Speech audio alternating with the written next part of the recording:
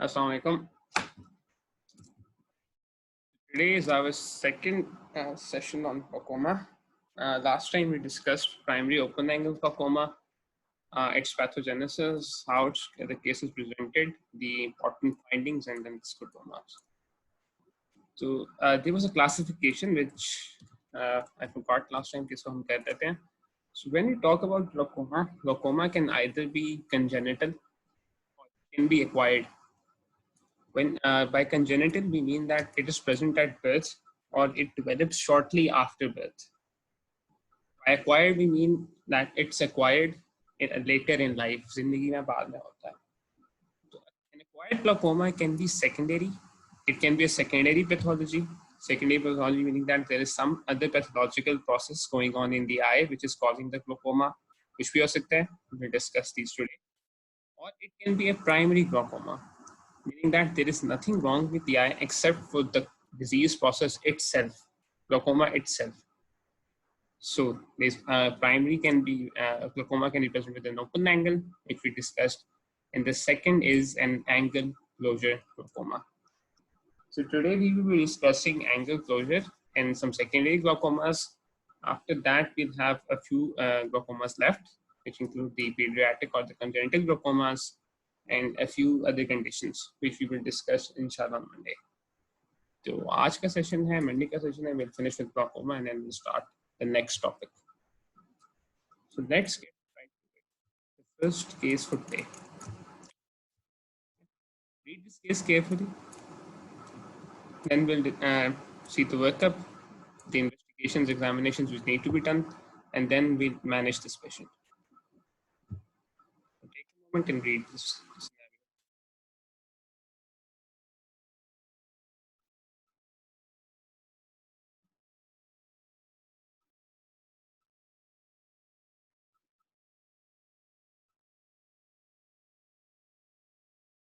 So we have a 51-year-old stay-at-home mother who presented to the emergency department with severe right brow, right cheek, and right eye pain pressure that last started 2 to 3 hours prior. So like any history, we highlight the important clues in this scenario. The first is that the age of the patient. The stay-at-home mother, it's not exactly relevant. It's an occupation. It's part of the demographic detail. She presents to the emergency department with severe right brow, right cheek, and right eye pain that started 2 to 3 hours prior. So it's an acute process. So she has also noticed blurry vision from that eye and rainbow colored halos. Two other important symptoms: blurry vision, rainbow colored halos. All right. Accompanying symptoms include acute nausea, and she has vomited twice. Denies prior episodes. All right. Denies flashes, floaters, diplopia, and there's mild redness in the right eye. So she has mild redness and she denies these three important symptoms. So if we try to narrow down the presenting complaints, we have a 51-year-old patient who presents with a right-sided pain around the eye, brow, cheek, and eye itself. She has redness and blurring of vision with colored halos. So this patient has an acute red eye. What are the differentials of an acute red eye? What are the differentials which we have to keep in mind whenever a patient presents to us with a painful red eye? Anyone? कोई भी बता दे? Conjunctivitis. Conjunctivitis. So the first is conjunctivitis. Bacterial, viral, whatever, we can have pain and we can have redness in the eye. And the third and the fourth. Keratitis, uveitis. Yes. Hepatitis or corneal ulcers present. Blepharitis is not exactly a red eye. If red eye hogi, तो it's conjunctivitis. Keratitis, we have anterior uveitis. Episcleritis. Episcleritis. Congestive glaucoma. Yes, episcleritis. And then we have acute congestive glaucoma. Answers दे के आप अपना mic mute कर दिया करें. Corneal ulceration. Corneal ulceration we can have in keratitis as well. Not corneal ulceration only. The question is subconjunctival hemorrhage. Subconjunctival hemorrhage हो सकता है. Subconjunctival hemorrhage can किसी के बाइक से बहुत ज़्यादा शोर आ रहा है. Questions आप टाइप कर दिया करें and only unmute your mics when you have to answer. Iridocyclitis, yes, iridocyclitis is in part, it's an anterior uveitis because हमने anterior uveitis जो पढ़ा था, we classified it into cyclitis, iritis, and iridocyclitis.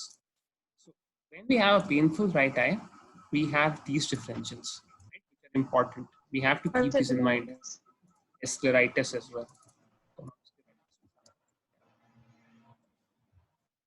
You've seen the pictures of these before, over and over again.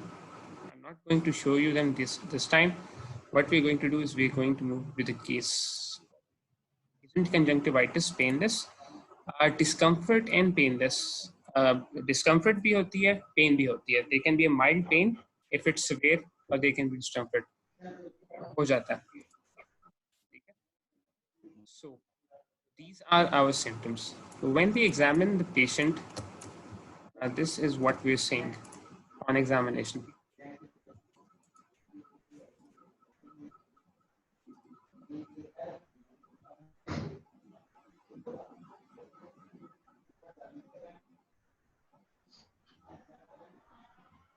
So what can you appreciate in this slide and picture, this video? You can see that there's conjunctival infusion. Okay, the conjunctiva is congested. There's also some circumciliary congestion as well. So this patient, when we perform an examination, we're saying this. What is abnormal in the cornea, around the cornea, behind the cornea? Disregard the process which he's doing at the moment. Can you see any abnormality?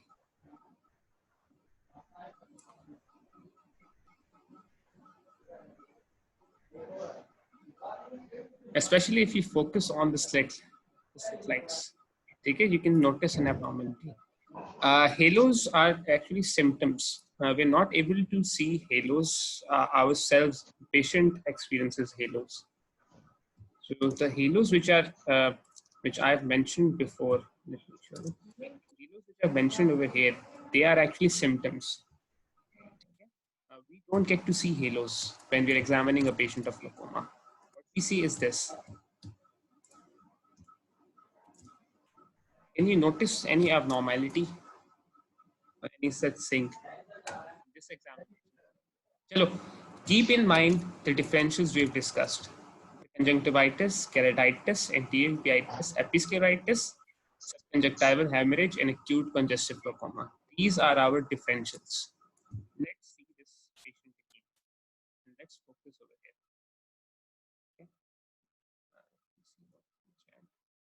Okay. Yes, there is corneal edema. That's good. Corneal edema, because haziness hai, there is corneal edema. So let's conclude. We cannot appreciate any conjunctival hemorrhage in the field we're saying, right? So we've excluded subconjunctival hemorrhage. Is there any hypopion? Is there any hypopion? No. Can we appreciate any flare? Can we appreciate any keratic precipitates? We cannot. So we've ruled out anterior uveitis as well. Okay. So there's corneal edema due to which the cornea is appearing hazy. Okay, cornea थोड़ा hazy नजर आ रहा है. It's थोड़ा सा इसका frame rate काफी low है, but the cornea is appearing hazy. All right. We cannot appreciate any opacity on the cornea, so we have ruled out keratitis or corneal ulcer as well. But in order to effectively rule it out as well, we need to perform. What do we need to perform if we have to rule out a corneal ulcer? Fluorescein stain. Fluorescein staining, yes. Fluorescein staining. We have to perform a fluorescein stain. So we'll work with the patient again. And lastly, is there any discharge present in the eye? As far as we can see, there is no discharge. There's no discharge. So we'll visit this again. If you see the answer is already there. But let's work up our patient. What are the important examinations which you will perform when you have this patient and you're managing them in the emergency department? And you're the on-call ophthalmologist. Slit lamp. Slit lamp पे जाने से पहले we usually perform a visual acuity. Do you know? So this patient's visual acuity in the right eye is reduced. 20 by 50 kilo. What else should we perform?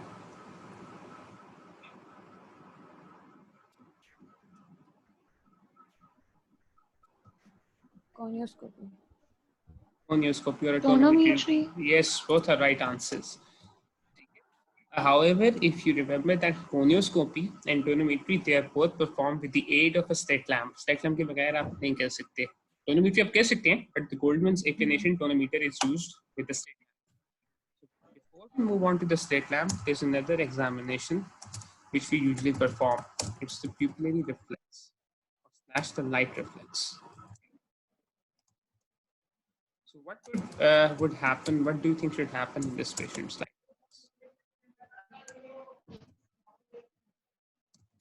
When you perform a light reflex on this patient has a mid-dilated pupil and it's unreactive.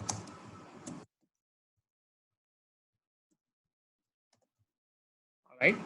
So after this, you perform a slit lamp examination. And on performing a slit lamp examination, there are some findings which we'll write down later. But you also perform a tonometry and you also perform a conioscopy. So when you perform a tonometry, his pressure comes out to be 44 millimeters of mercury in that eye. And on conioscopy, the angle is occluded. On a slit lamp examination, what do we notice? The first thing we've noticed is that there's corneal edema. And there's another thing which we can appreciate in this video.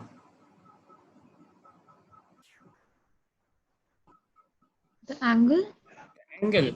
Look at the slits. Conjunctival reflex are present.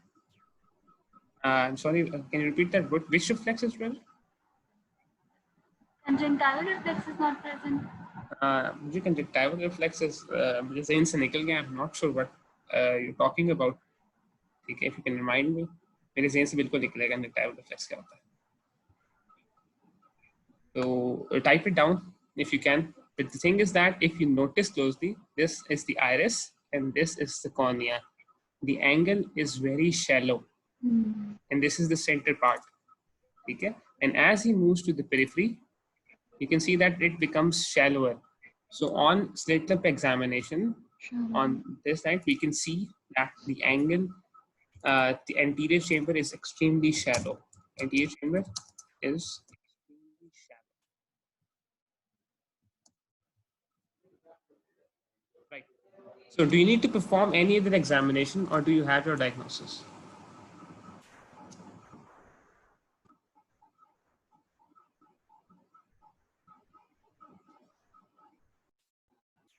Fundoscopy. Fundoscopy. All right. You perform a fundoscopy. Septum anterior chamber is shallow. You perform a fundoscopy can be unremarkable. Or let's just say that in this case, it's unremarkable. Or the CD ratio is 0.3. So anything else you would like to do in this patient? Or do you have your diagnosis?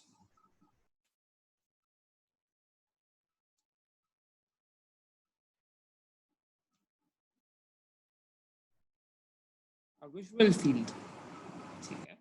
So you say that we perform a perimetry.